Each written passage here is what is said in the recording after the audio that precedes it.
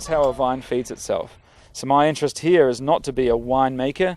I hate this word. I think that you don't even have a word, vinificateur. It didn't exist before we had winemaker, you know, it was viticulteur or vigneron. And so I think the English have done incredibly bad in describing our craft for a start, because I don't feel like a winemaker.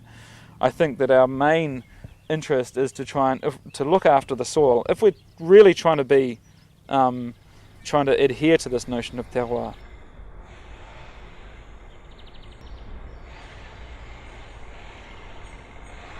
You're not really you're not looking for a scientific equation to try and understand the wine. For me, it's much more about observation and listening to the land, and I think this is what we saw with 2003 coming in.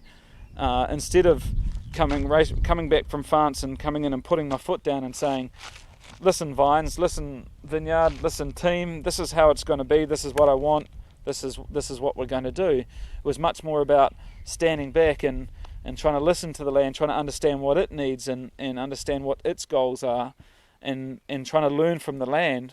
And from that moment on, you have this reconciliation of your own goals to the land's goals, and you start to work and start to achieve this notion of terroir so much more accurately, because the land's not fighting you anymore.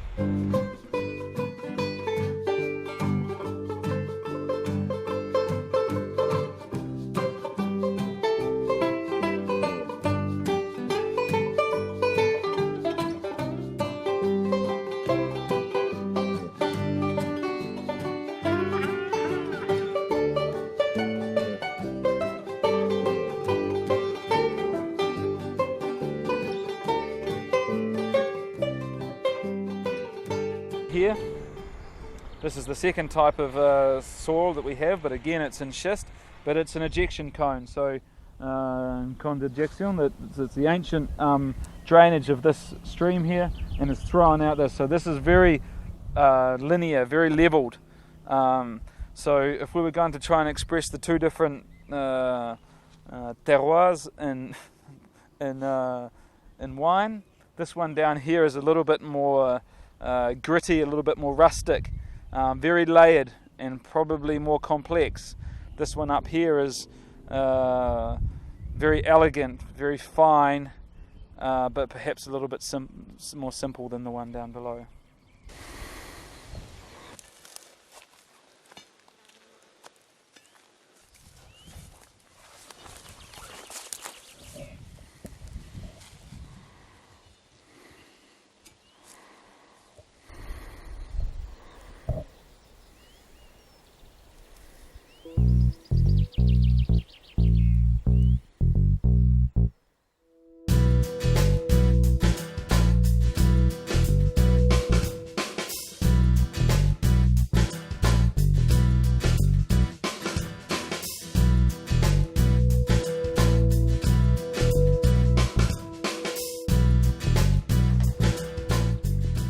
Just got these few acres, got about 11 acres here, and this is my hobby. We've got those that my father planted there 85 years ago. My brother and I planted these in the mid-50s, and there's a hectare down there.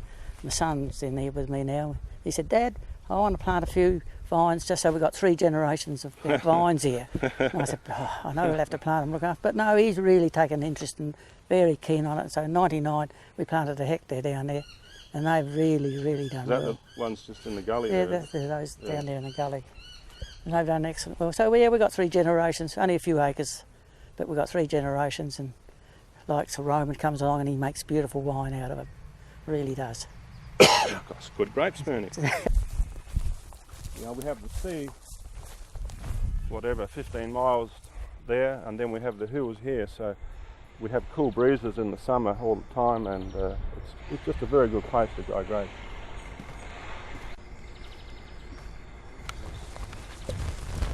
An 85-year-old Grenache up here, but when it's a hot, dry year, this produces incredible wine, just perfume. Whew. And then across the road there's Grenache as well. But that faces to the north, and the ground there is very rocky, and the wine is very different, absolutely different, just 5 metres away. That's terroir in Australia,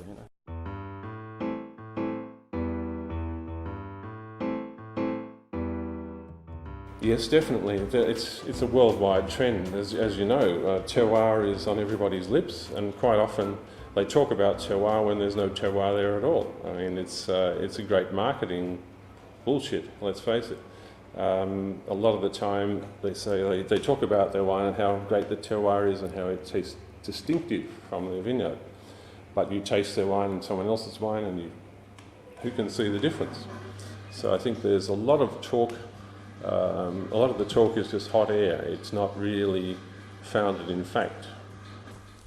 A lot of people say they do, but they don't really. But yeah, sure, it's a commercial reality, but it also makes the wines expensive because the crop levels are low, and it's a lot of hard work, manual. It's all hand picked. Everything's hand pruned, hand picked. Everything's done the old-fashioned, way, but it's the one that makes the best quality wine, so that's the way we do it. And it's a commercial reality, but it makes the wines expensive, but there are people out there in the world that appreciate that and buy the wines, and we're on a lot of good restaurant wine lists around the world, and that's because the wine is good. When I went to Rosebery College and when I started in the wine industry 25 years ago, people were obsessed with the grape variety, and they were looking for varietal character in the wine. And now they're much more interested in good wine and typicity of region rather than just varietal character. So sure, a Riesling needs to taste like a Riesling, but it's even more interesting if it tastes like a Clare Valley Riesling, or if it's from the Polish Hill River, which is a sub-region of the Clare Valley, it needs to taste like Polish Hill River wine. And wines do that more and more, I think. I think so. Because there's a lot of commercialism in the world, and big wineries are taking over smaller ones and making sort of a lot of wine that's of average quality. So the few things like this around the world, these are very rare, and the consumer's looking for something unique. That I'm sick of all these yellow tails, and you know what I mean. They want something with character, something they can put in the cellar for 10, 20 years, and they know it's going to improve. But I think generally the wine business, the wine industry, overestimates the interest of the consumer in terroir. I think most consumers don't know what terroir is and don't care. It's something that the industry has become obsessed with, and I think that more and more consumers will get interested in this because it's a fascinating thing. We all know it's one of those things that makes wine very, very interesting. The intricacies of soil and climate and land and what makes wine taste the way it tastes. But I think that there's a very real tendency in the industry to grab hold of any new fashionable trend and use it as a way to promote and to sell wine, and really not care about whether it exists or not. And so basically we want the wine in the glass at the dining room table, but showing its origin, its character. So we don't interfere with oak or acid or anything. These are very natural wines, very natural. Probably more natural than any other wines in the world.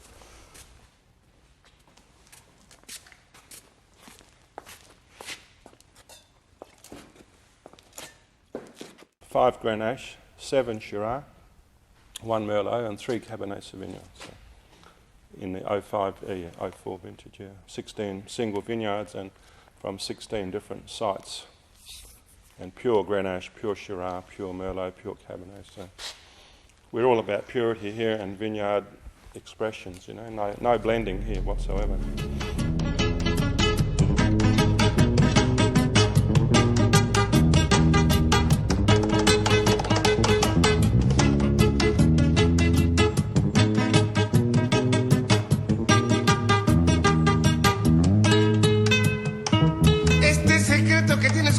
Nadie lo sabrá. Este secreto quedará escondido una eternidad. À mon avis, c'est une question que je me pose. Les meilleurs endroits pour faire de la viticulture, c'est des endroits qui ne sont pas encore plantés. Au Chili, tu as historiquement des vignes qui sont plantées sur des plaines très fertiles. 80% des vignobles sont là. Et puis, tu as des gens qui commencent à planter sur des endroits plutôt intéressants. Les coteaux parfois, et qui commencent à se poser la question, est-ce que ce serait bien de planter ici? Qu'est-ce que je vais planter et comment?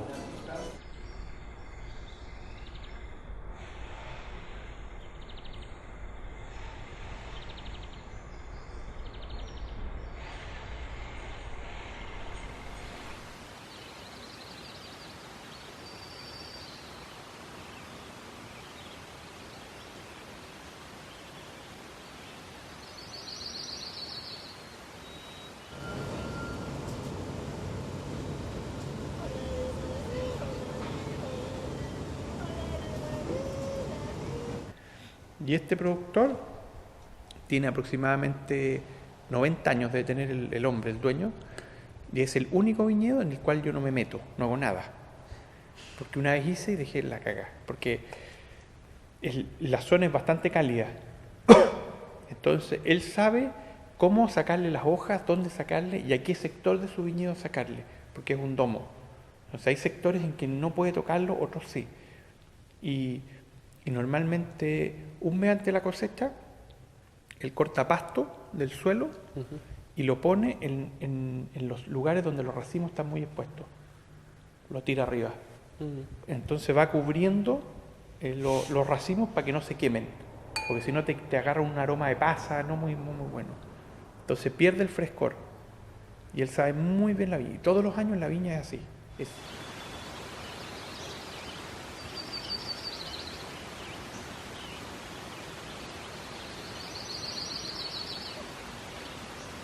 Au Chili, il y a plein de petits producteurs qui vendent de raisins.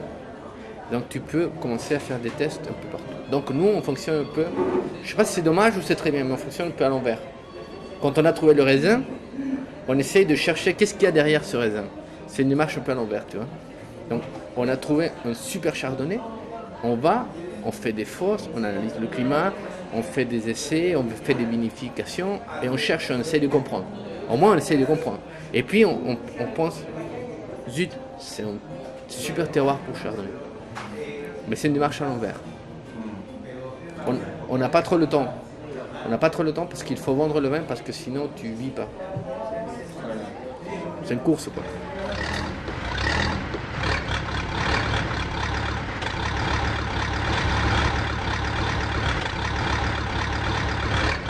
El concepto de esta viña es, el concepto enológico es tener una bodega en el centro de Chile, ¿ya?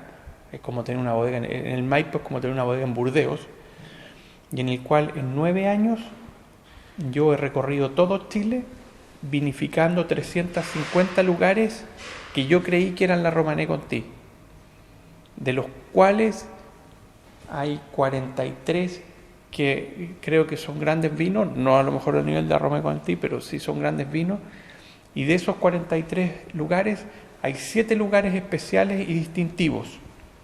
Y esos 7 lugares están en una botella que yo considero que son vinos de terroir.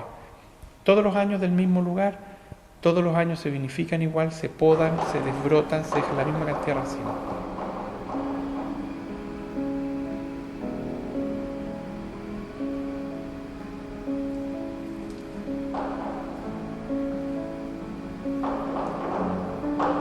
El trabajo que hemos hecho nosotros, yo creo que sí. Ahora, el trabajo, el concepto de terroir propiamente tal, yo no sé si en Francia tampoco existe. Sí, parece que no. Que si tú vas a los grandes castillos franceses y tú le preguntas de las, no sé, no vamos a nombrar nombres, pero le dices, mira, y este viñedo, bueno, el año 2000 el vino de la parcela 1 y de la 7 y de la 4. Bueno, y este no, aquí le metimos la 2. Ya cambiaste, ¿no? Sí. Moi, je travaille avec des vignerons qui sont des vignerons très élitistes, qui font du vin plutôt cher. Au Chili, ça s'appelle du vin premium et ultra premium, et qui sont prêts à payer pour un conseil terroir.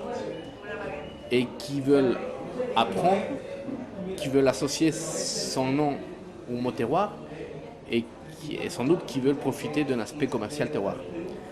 Est-ce que la viticulture intermédiaire et de basse gamme veut aller vers une approche terroir, je m'en doute. Je pense pas. Je pense pas parce qu'ils sont axés plutôt sur le volume que sur le terroir. Donc je pense que ça va rester très élitiste. Yo no puedo en un vino de terroir a lo mejor tener este pedazo de viñedo y a lo mejor si hice un poco de un muy buen cabernet a 20 kilómetros de ahí, agregárselo al vino para mejorarlo, porque me va a cambiar. Entonces el terroir va un poco más allá, buscar la tipicidad. ¿Ya? Ahora, ojalá el vino sea el mejor vino del mundo. Eso es lo que todos queremos, que sea el mejor vino del mundo. Pero un vino de terroir no tiene por qué ser el mejor vino del mundo, tiene que ser distinto. Y eso es lo que buscamos siempre, distinto, personalidad en el vino. Que no se parezca, que trate de tener una personalidad especial. Quand il a négocié son contrat, il a négocié que pendant un mois pendant l'année, il peut voyager dans le monde, n'importe où pour apprendre par rapport au terroir. Donc son propriétaire le paye une fois par an un voyage d'un mois. Donc le gars il s'est baladé dans tout le monde. Donc il apprend des choses un peu partout. Et justement il a laissé la France pour la fin. Pour avoir le vrai recul, pour pouvoir avoir une opinion et critiquer et avoir sa propre démarche terroir. Lui et moi aussi, on ne veut pas copier, on veut s'adapter au terroir chilien.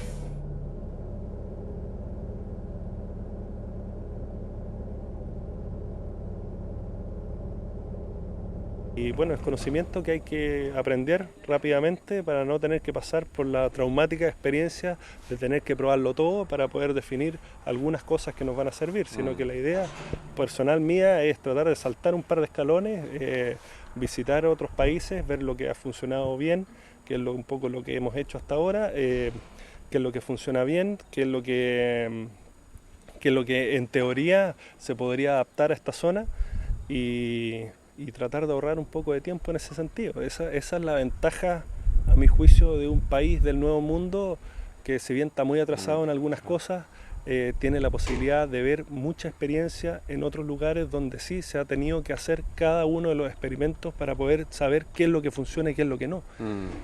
Nosotros, como un país nuevo, como un país quizás, entre comillas, aprovechándonos de una buena situación, de un espacio en el mercado, tenemos que saber aprovechar esas ventajas.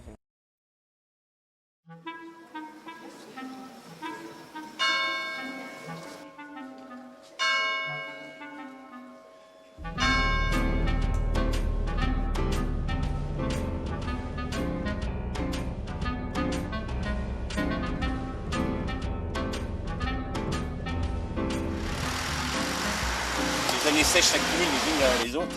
Et ça commence maintenant vraiment à marquer dans les sous-sols. Très, très sec. Ah ouais. C'est incroyable. Moi, je pensais pas que ce serait ici. Je pensais que dans le bas, on aurait presque moins sec que ça.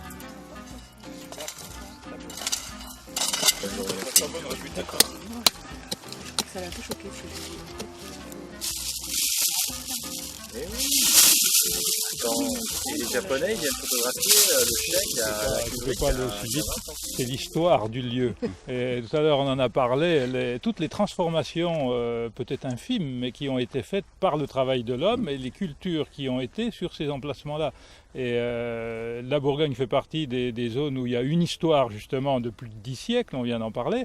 Au bout de 15 ans, c'est pas encore une histoire, c'est simplement une espérance d'histoire, c'est tout. Ouais, et puis c'est pas le tout d'avoir le terroir, il vous faut le cépage adapté au terroir. Or eux, ils savent pas quel cépage il faut mettre. Ils mettent tous du cabernet parce que la mode c'est Bordeaux. Bon, c'est très joli. Moi, on était au Chili avec Lydia. Vous voyez des cabernets qui sont mis dans des sols qui sont pour moi des sols où il faut mettre du tempranillo, enfin des cépages espagnols parce qu'il pleut pas pendant 4 mois de l'année, enfin pendant de la fleur jusqu'à la vendange. Alors ils mettent 210 jours de maturité pour faire un cabernet entre la fleur et ça veut dire qu'il y a stress physiologique. Donc c'est très joli d'avoir le terroir, mais si vous n'avez pas encore trouvé le cépage, et l'histoire, adéquation, parce qu'un terroir sans son cépage, ça ne vaut rien du tout. Le terroir, c'est le climat, c'est la topographie, c'est la géologie, c'est le sol et puis le plan. Donc, et puis le plan qu'il met en valeur. Qu'ils met en valeur. Ils ne sont pas prêts de le trouver. Hein. Si vous regardez les Zinfandel, vous allez en ce moment aux États-Unis, si on prend des zones un peu anciennes comme les États-Unis ou l'Afrique du Sud, vous allez voir que le Zinfandel californien, il est déjà plus le Zinfandel européen. Il est déjà en train de muter, comme l'Américain n'est plus un Anglais. L'Américain, il est un Américain. Il a commencé à muter. L'Américain, il n'est plus un Anglais. Hein. Il n'est plus le descendant de l'Européen. En 3 siècles, ils sont devenus des Américains. Les Mexicains ne sont plus Espagnols, sont des Mexicains. Les Brésiliens ne sont plus des Portugais, c'est Brésiliens. Eh bien, les cépages, il leur arrive la même histoire. Et ça ne se fait pas en un an. Donc, décider, je prends du Cabernet, boum, je le mets là, ça va marcher.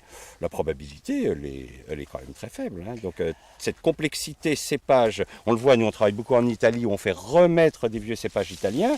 Mais on fait des vins beaucoup plus intéressants en Italie avec des cépages italiens qu'avec de faire des super toscans à coups de merlot et de cabernet qui n'ont rien à faire, qui ne sont pas dans leur climat, qui ne sont pas dans leur terroir en Italie. Mais ça, bon, c'est aux Italiens de comprendre, au lieu de cracher, l'herbe est toujours plus belle dans le champ du voisin, hein. Au lieu de cracher sur leurs cépages, il ferait mieux de dire, si les vieux ont fait ces cépages-là, c'est qu'ils sont adaptés à nos terroirs. Donc vous voyez, cette approche, elle est complexe hein, quand même.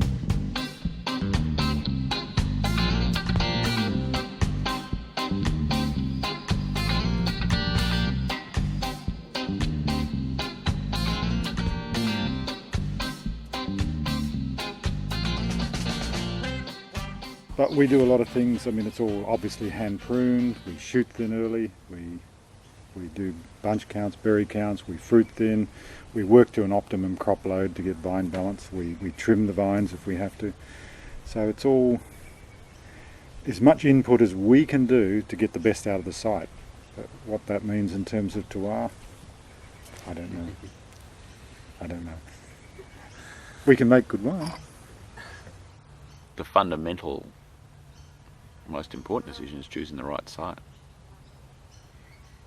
And I guess the knowledge of that site and whether you've made the right or wrong decision, you're not going to know for quite a number of years. I mean, you'll have a good idea soon, like we have a good idea now, we've chosen the right site because we've had some good wines. But how good it's going to ever be, it's going to be a long time before we know. I recall being in Burgundy. It was either I was in Burgundy or some Burgundian winemakers visited the winery. I think it was when we were there. And I said something about the wine looking like a Pinot Noir or something about identifying the grape variety. And they said, the variety doesn't matter. The grape is expressing the terroir or the soil. Exactly. And it just happens that we have matched this particular grape to this site or this region. But it is expressing the soil. It's a vehicle to express the soil. Exactly. Yeah. And Cabernet is the best variety to express the Bordeaux soil. Pinot Noir is the best variety to express the Burgundian soil, and on it goes. Yeah. It happens to be the grape of Burgundy. The wine is Burgundy. Yeah. The wine is not Pinot Noir. Yeah. And I think they said to me, that concept of variety is a very new world concept. Yeah, new world. Where was that? I'm sure it was in Burgundy somewhere. It's a fabulous, maybe it's a very clever thing marketers have done. It's magical. Well, that's the concept. It's not the French scientific. have sold, this magic of terroir, something only the French can do. And we'd love to be able to do that. Yeah. I mean, to hear a Frenchman say the word terroir, it's just... You say it differently? Oh yeah, you try and say it the way these guys say it when they say it properly. French. And it's evocative, I reckon, if you're into wine. Because there's a lot maybe that's not known about it for the layperson.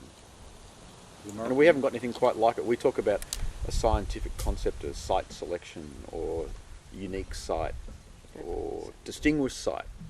Here's a Brian Crozer one, distinguished site. Which it's distinguished because it's different and it produces special grapes. It doesn't quite have the same ring about it as terroir. I can't even say it properly. I think you're right there. It's got a lovely. It's just it's a magical thing. It's in part it's a French thing that we will probably never really understand the concept as the French see it, and that's probably the way the French want it to be.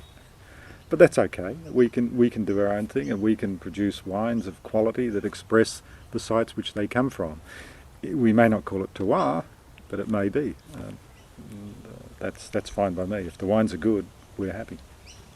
we don't have the history or the culture of wine production or wine consumption. So we tend to be a little bit more scientific. Well, you grow grapes and you grow them based on the scientific knowledge you have as a horticulturist or whatever. And then as a winemaker, you know the dynamics of yeast fermentation and malolactic bacteria fermentation and all those things. And you take in a raw material and put it into a bottle. And everything else is kind of not secondary, but it's something we haven't spent as much time thinking about as perhaps the old world does. Perhaps.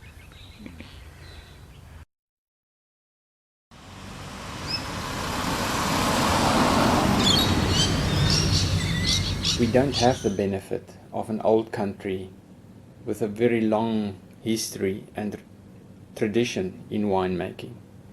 What I'm saying is, take the tradition of the old world, respect that tradition and the history, and build on top of that an innovative, consumer-orientated wine industry. So because of technology, we have improved the quality, so the wines that we drink today are already much better than what we had many years ago, and the diversity of wines are much more. So I don't have to convince people that they are wrong if they have the viewpoint that technology will kill diversity. Technology brings diversity.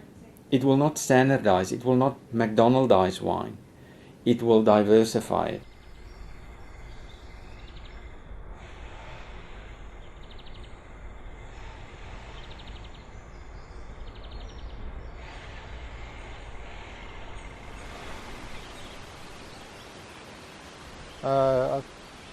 I think the role of the winemaker or the viticulturalist is very important. I mean, wine doesn't make itself. I mean, the end product of grapes is vinegar. I mean, your role as a winemaker should be a custodian of that fruit. You should protect it during the winemaking process and make sure you retain the inherent characters that this soil can produce. Again, Australia has a very deep respect for terroir, but they don't use terroir in as a restrictive way as is maybe the case in some regions in Europe, where you tie the people's hands behind their backs to compete in the world market, because the market is not static, it always changes. Haven't got good technology, and technology I'm talking about good know-how, good techniques of winemaking. So, and good winemaking techniques means you have a clean fermentation, you don't have any off characters in the wine, and you don't let it oxidise, and you don't let it deteriorate. So, and that to me is what technology is all about. If you have a bad fermentation, or the wine produces sulphide and it's bottled with sulphide, or it gets Brettanomyces infection, then all of those things will cloud the expression of sight. Because, sulphide tastes the same whether it comes from Burgundy or from Clare. Where I say I'm a very great fan of research and development and innovation, because it will help us. As I said, the best wine to be produced is yet to be made. We haven't made the best wine yet. It will come.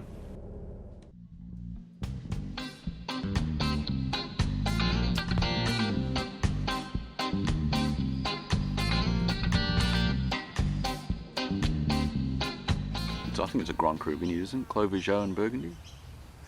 It's got 80 different owners. If you taste the wine, 80 different wines from Clos Vougeot, I'm not sure how easy it is to say this is a Clos Vougeot rather than this is a certain producer's wine. So sometimes I wonder, and I've heard it said, and I can't remember, I think it might have been a British journalist or it might have been a French winemaker who said, terroir is not just about the soil. No, it's not. It's about the soil, it's about the climate within the block, it's about the human intervention as well, the cultural practices. And human intervention. The practices of the viticulturist, the practices of the winemaker. So it's not just the ground, it's a bit of everything.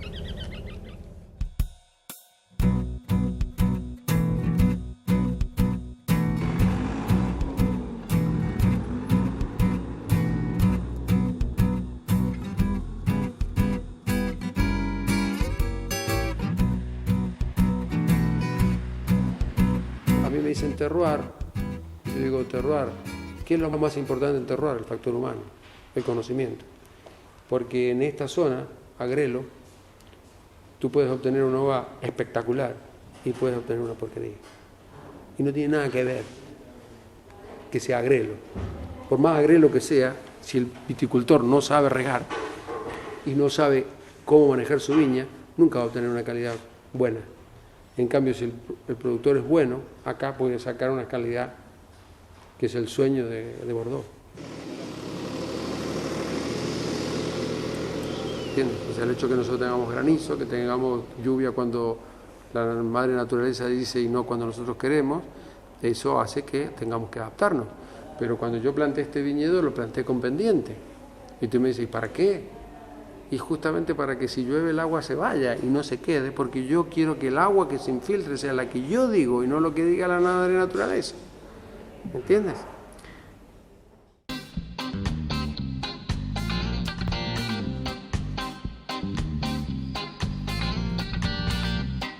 But I think in terms of basic terroir, I think we can probably let that show itself better because we spend more time in the vineyard and do it by hand. I really do. I really do think that. Yeah. But it's a good question. I haven't thought enough about it. I think some people in Australia use it as a marketing thing. I use it as a fact of life, and to me, I think it's very important how we manipulate the terroir. I think that's as here in this area where it's cold, and if you're not careful, you'll grow very bad fruit. And if you do the right things, you'll grow very good fruit. So to me, it's how we manipulate the terroir that's equally as important. For example, our canopy management and our getting our clones right and all those sorts of things. Yo te pregunto, si hubieras manejado Bordeaux en el año 1990, hace 15 años atrás, ¿no se hacía leaf removal? Sí. ¿Y por qué se hace leaf removal ahora? Entonces, ¿dónde está el terroir? O sea, ¿qué cambió? Si el terroir es el terroir, ¿por qué el leaf removal? ¿Por qué se cambió la distancia de plantación? ¿Por qué se cambió el sistema mecánico de manejo del corte? Los mejores chateaux de Francia cambiaron drásticamente su management. ¿Por qué cambiaron el management si estaban en el mismo lugar? So we've made the terroir work for us because we inherited the terroir, if you like, and now, given that we don't want to move, we're going to make it work. We've made it work for us. So our influence on the terroir has been very important. So we've manipulated it for our own convenience. Creo que en Bordeaux es una zona donde a través de tantos años de investigación y de prueba y error lograron hacer grandes vinos. Pero que con el conocimiento científico cada vez van a ir modificando más las condiciones para tratar de obtener mejores vinos. Y eso va a ser valioso, no porque van a perder terroir, sino porque van a ganar humanidad y porque es mejor. Y mira, y es tan sabido que si tú giras la expresión del terroir, ¿por qué hay concentradores en los chateaux? ¿Por qué hay que arreglar el azúcar? Si es la expresión del terroir, no tengo que chapalizar, tampoco tengo que concentrar, tampoco tengo que hacer osmosis inversa. Si quiero expresar el terroir simplemente. Pero no, digo, no, el terroir está acá. Pero yo tengo que lograr concentración, entonces pongo osmosis inversa, pongo un concentrador, y me parece magnífico. Y yo no digo que está mal, yo digo que está bien. ¿Pero qué expresión del terroir es el concentrador? So how important is terroir? I think it's a back label issue. I think the important thing is what's in the bottle, really. And so you get a terroir that suits the style of wine you want to make, and I think that's very important. But yeah.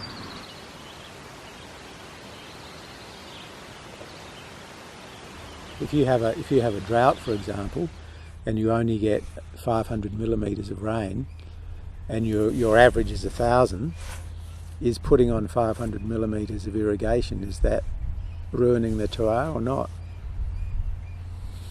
El sur de Francia tiene un potencial extraordinario, pero tienen que pensar que hay que regar.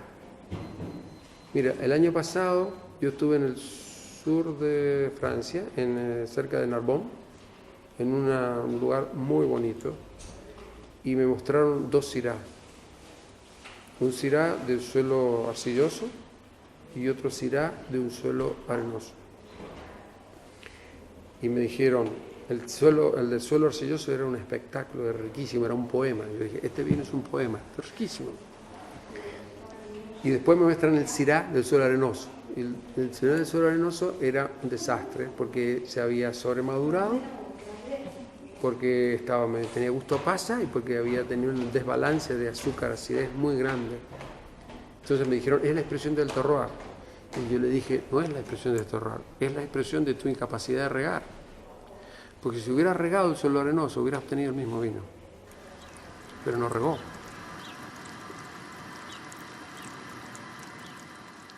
By putting on water, the outcome might not actually be any different from a high rainfall year. So this becomes a philosophical thing now, and I agree with you. It's turning on the irrigation is influencing terroir, whereas waiting for the good Lord to send it down is terroir. So I agree.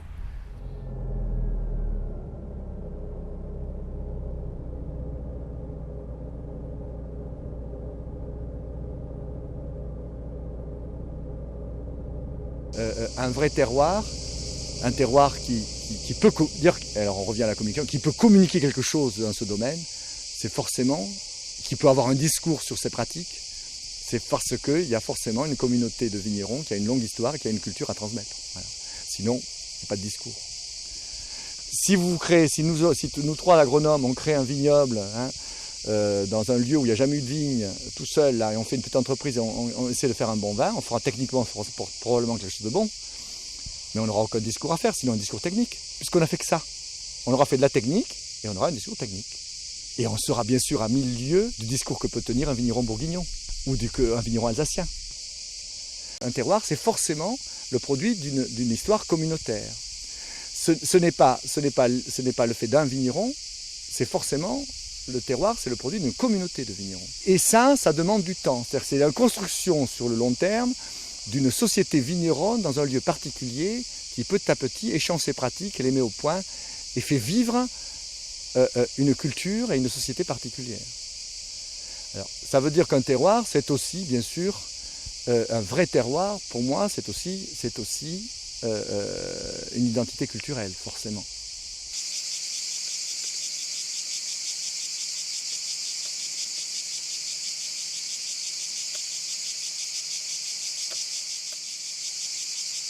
Le terroir, ce n'est pas du court terme. Ce n'est pas quelque chose qu'on invente voilà, comme ça.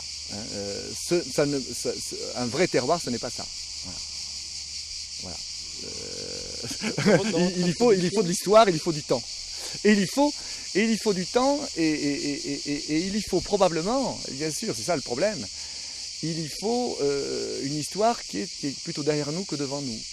Dans la mesure où aujourd'hui, les moyens technologiques et non plus techniques sont tels que la rapidité avec laquelle on peut faire des choses interdit presque de construire ce que les monuments que nous appelons, que j'appelle moi, les grands terroirs. Voilà. Aujourd'hui, on ne va pas faire le vignoble de Banyuls. On ne le fera pas.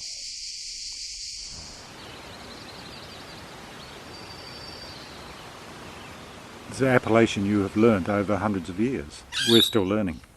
And as we learn better which vines express the site better, we'll have more. But I don't think we ever want anyone to say you must plant these grapes in these areas. I think that would be wrong. We've got a big country and lots of places can grow grapes, and I'm sure there's many places we haven't discovered yet that can grow really good grapes. But I don't think we need to search for them. We've got lots of good places now, so we'll stay there and do the best we can in the places we are, learn more about it. We will never have appellation control. Never. I think. Never say never. Never say never.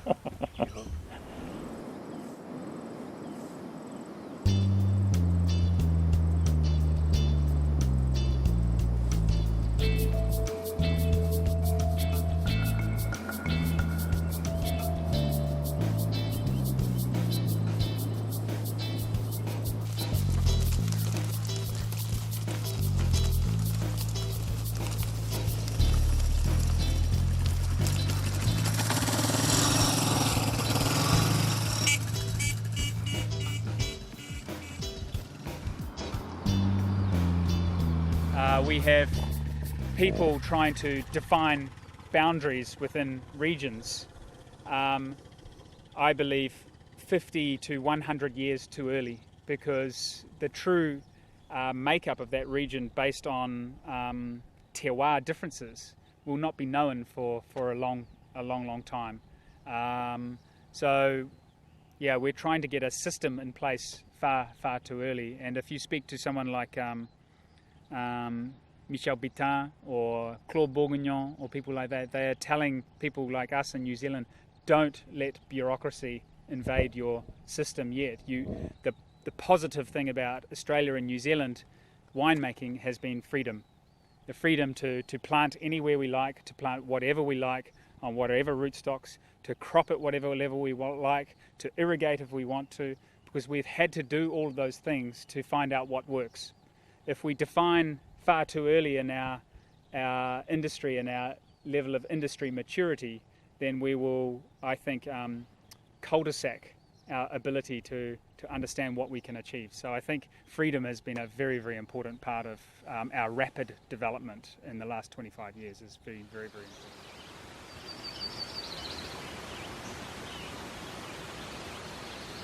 But I think the true notion, the notion of terroir, is that idea of trying to get closer, trying to express your situation and your soil and your surroundings and your property as accurately as possible through your work. And this is my work. So that is my notion of terroir. It's completely different from the idea of appellation for me. And I think it is for the French too, but I think a lot of French, I think we lose sight of that a little bit. Especially, when you hear like people like Nicolas Joly talking about appellation contrôlée, and I think really what he means is terroir, but appellation contrôlée is a little bit more, it's just different, I just don't. I don't want to start thinking about appellation contrôlée here in New Zealand. I was asked this question today from a New Zealand journalist, and because people are trying to do it, and trying to be elitist and trying to make it work, and it's like, in Central Otago alone, we've got hundreds of different microclimates and hundreds of different subtleties of soil. That the investigation into that and how that is expressed in a wine is going to take more than 5 years, more than 10 years, more than 50 years. Then you've got to pass it on to a different generation, and you take a step back. Then you've got to go, you've got to build up a huge amount of information before you can make decisions like that. And I think that just takes time, centuries. Replanting, different varieties, different types of culture, different people, different families, different, I think.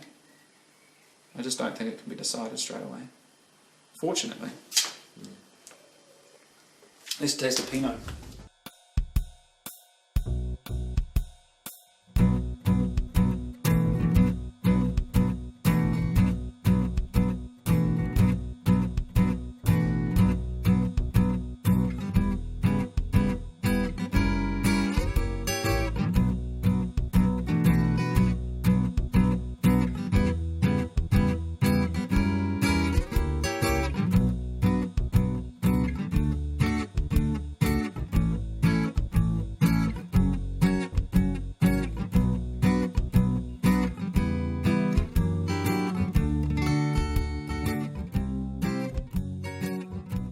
Pour moi, un terroir, c'est un goût. Le Sauvignon de la Marlborough-Valley, c'est un goût qu'on reconnaît, qui plaît, qui est associé à une origine et qui n'est pas facile à imiter. Donc c'est un terroir. Le terroir, c'est pas le caillou, le climat, le cépage, non, c'est un goût. Voilà ma définition. Après, quand on cultive du merlot en Tunisie, en Ardèche, dans la Pampa, ou dans le nord du Chili, c'est le même. C'est le même. Donc, pour moi, ce goût-là, il ne répond à aucune des caractéristiques qui définissent le terroir. Je pense aussi qu'on a beaucoup trop insisté sur les causes du terroir. Le caillou, l'argile, le sable, le climat, etc., le talent des hommes, etc. Tout ça, ce ne sont que les causes. Mais ce n'est pas des causes que l'on vend aux consommateurs, c'est un goût. Si l'évidence du terroir, c'est-à-dire de ce goût, ne lui éclate pas dans le palais, on pourra lui expliquer toutes les causes du monde. Chacun a son argile, chacun a son calcaire, chacun a son microclimat. Tout ça, ça ne l'intéresse pas parce qu'il n'y a rien à comprendre.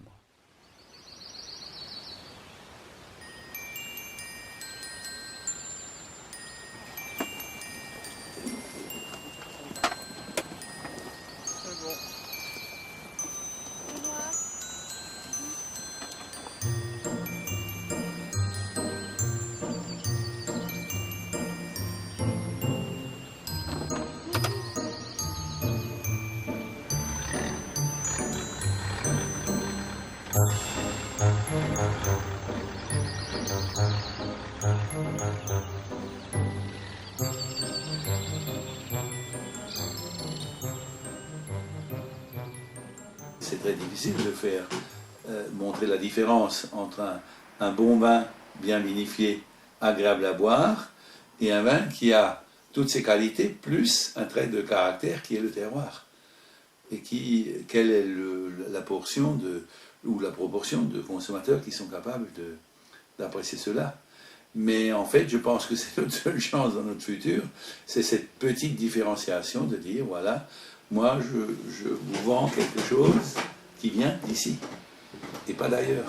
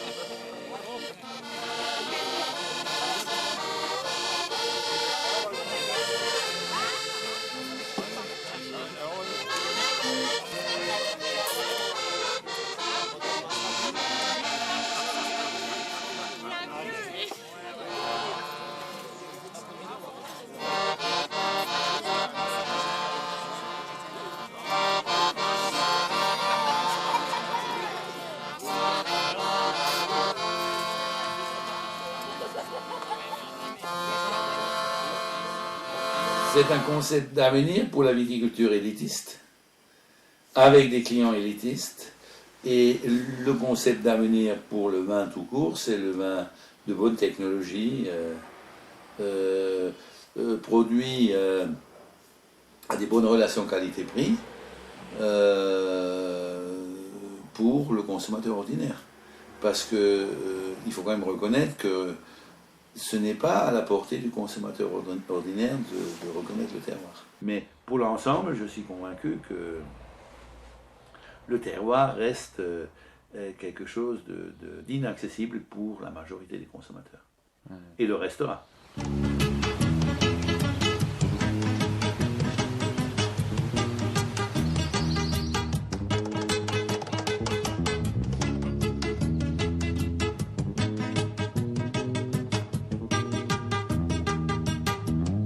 consumidor norteamericano o inglés toma vino argentino, no toma vino ni de Mendoza, ni de Cafayate, ni de una pequeña bodega, ni de una gran bodega. El tipo ni sabe dónde está Mendoza, ni sabe dónde está Cafayate, y pasa lo mismo con todos los países. Un inglés toma vino chileno, no toma vino del Valle de Rapel o del Valle de Apalta, toma vino chileno. Son muy pocos los que saben los diferentes valles o las diferentes latitudes, o esta bodega pertenece a tal. Es solamente la gente que es muy fanática de los vinos, que lee las publicaciones de vinos, las que se fijan en ese detalle. Si no, compra una linda etiqueta a un buen precio.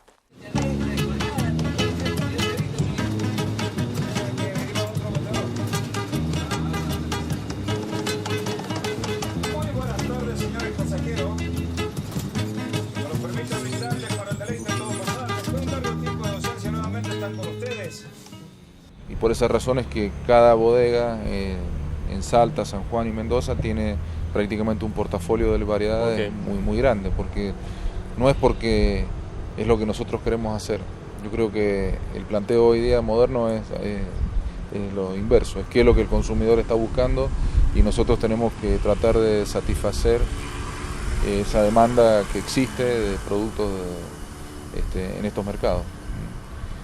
Independientemente de eso, creo que el concepto de terruño se expresa mucho más a medida que uno sube en la pirámide de precios, y en los precios más elevados, donde hay consumidores que están dispuestos a pagar un poco más y son más conocedores que digamos, la base de la pirámide, donde hay mucho volumen, y son vinos que se consumen rápidamente, y el consumidor en general no está buscando complejidad o no tiene un conocimiento muy elevado del vino. El concepto del terruño allí se diluye.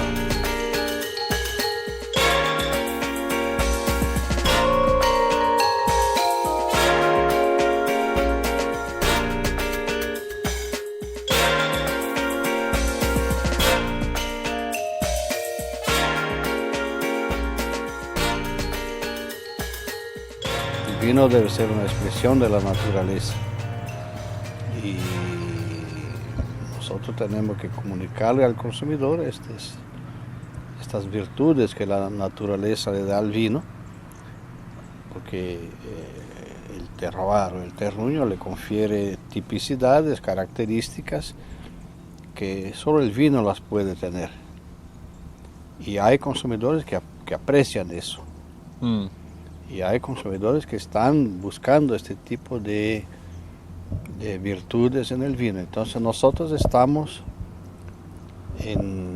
con esta filosofía, con este tipo de nicho de mercado. Nosotros no tenemos una producción y una competitividad tan grande para hacer frente a vinos o a una producción tan grande como hay en Europa, en algunos países de Europa, o de Argentina, por ejemplo, o de Chile. Por supuesto, también tenemos el exotismo, pensar que nuestros vinos, algunas personas quieren conocer el vino un poco diferente, qué hacen en Brasil para un vino tener calidad, qué aromas tiene este vino, como estos blancos pueden tener algunas características muy distintas de otros países. Y esto es una calidad de nuestros vinos, son distintos. No estoy diciendo que son mejores, pero son distintos. El terroir puede tener crisis, pero no es una institución en vías de desaparecer, por el contrario, porque es una cuestión filosófica. El vino viene de la tierra, lo que le confiere al vino sus características y sus tipicidades es la tierra con el clima y con el trabajo del hombre. Entonces, eso no va a desaparecer nunca. Puede tener situaciones de crisis o de adaptaciones, pero para mí eso es parte de la institución universal del vino.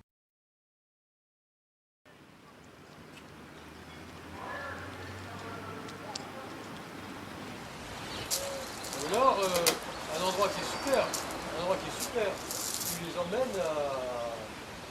Parce que là, on a des vignes, on a la mer, tu les emmènes à... Le chemin qui descend en Cantal.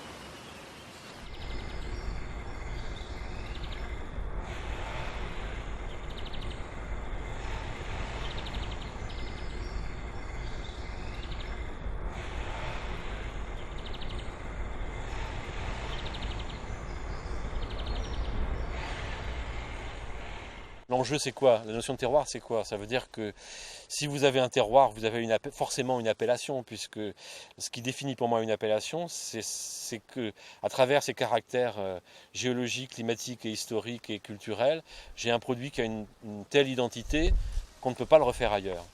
Voilà, pour moi, c'est ça, si je devais le définir en quelques mots. Ça veut dire que moi, j'essaye à Maury, c'est à 80 km d'ici, c'est du grenache, comme ici. C'est du schiste, majoritairement, comme ici. On est dans un climat chaud. Moi, j'essaye de faire les mêmes vins qu'ici et j'y arrive pas. Alors, parce que c'est la même vinification, c'est les mêmes vinificateurs, c'est la même façon de travailler, c'est des vignes qui ont 50 ans et plus, c'est les mêmes rendements, on est sur des 20 hecto-hectares. Eh ben, manque de bol, à Maury, je suis incapable de faire des vins rouges comme à Collioure. Alors, pour moi, ça, c'est la démonstration que la notion de terroir, elle existe, puisque sur ce putain de terroir de Banouche, je fais des vins que je ne peux pas faire, et de Collioure, que je ne peux pas faire à Maury. Donc, pour moi, s'il fallait prouver que ça existait, ça en est la preuve. Je pense à la fois qu'on peut très bien contester cette notion de terroir, selon l'approche qu'on va en avoir. Voilà. Et on peut très bien dire le vin, c'est issu de techniques. Ces techniques, elles nous permettent aujourd'hui de faire à peu près tout ce qu'on veut. Et donc le terroir, il peut être complètement gommé par ces techniques. Voilà. Et c'est vrai ça. C'est vrai que les techniques, elles peuvent complètement gommer le terroir. On voit bien ce qui se passe à Bordeaux ces dernières années. Donc on a internationalisé, uniformisé des techniques qui sont tellement importantes dans le produit qu'elles passent par-dessus la notion même de terroir. Voilà. Et donc le terroir s'efface, le millésime s'efface, on fait un produit qui est toujours bon. Moi je sais pas ce que c'est qu'un grand vin, bon pour Monsieur Parker par exemple, c'est-à-dire bon pour un goût particulier, pour un marché particulier. J'ai toujours tendance à privilégier, si vous voulez, la démarche au niveau de la vigne et du vin, parce que ça ressemble tellement, c'est quand même un produit qui est tellement rempli des hommes qui le font, il y a de telles similitudes, de telles proximités. J'ai toujours tendance à penser que les gens qui veulent que tout soit normal, pareil, carré, etc., parce que cet hygiénisme, il est dangereux. Il est dangereux pour les humains, il est dangereux pour la vigne, c'est pareil. Parce qu'il est uniformisant, il est standardisant, et donc il est castrant, il est tout ce que vous voulez. Mais si tout le monde fait les mêmes vins, ça n'a plus aucun intérêt, quoi.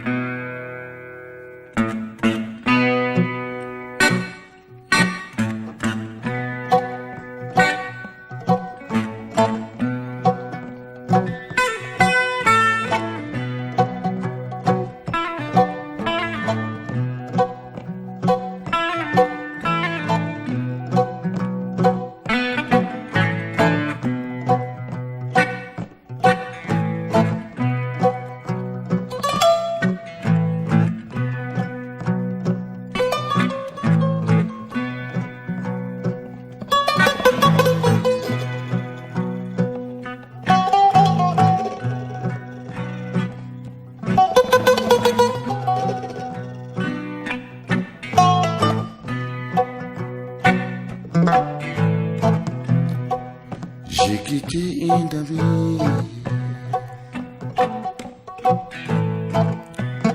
et ma lisière.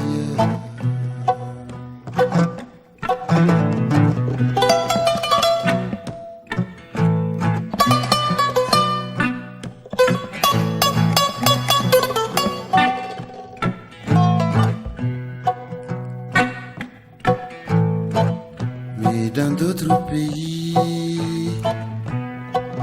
adieu, ça va.